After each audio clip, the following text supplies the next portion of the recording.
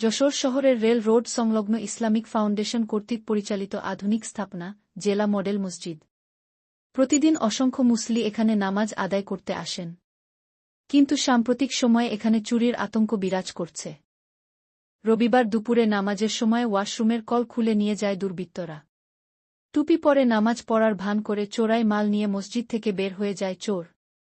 এ সময় মডেল মসজিদের সৌন্দর্য দেখে তার প্রতি আকৃষ্ট হয়ে পড়ে। শুধু তাই নয়, প্রতিদিনই প্রায় কোনো না কোনো মুসল্লির মোটরসাইকেল, বাইসাইকেল কিংবা ইজিবাইক চুরির ঘটনা ঘটছে। ফলে নামাজে আসা মানুষদের মনে ভয়ের ছায়া নেমে এসেছে। মুসল্লিদের অভিযোগ, মসজিদের পবিত্র পরিবেশে এ ধরনের চুরি কেবল নৈতিক অবক্ষয়েরই প্রমাণ নয়, বরং এটি প্রশাসনিক অব্যবস্থাপনারও প্রতিফলন।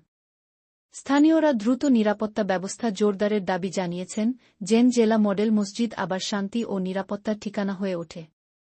ধর্মীয় প্রতিষ্ঠানে নিরাপত্তা নিশ্চিত করা আমাদের সবার দায়িত্ব। কারণ মডেল মসজিদ শুধু একটি স্থাপনা নয়, এটি আমাদের বিশ্বাস ও মূল্যবোধের প্রতীক।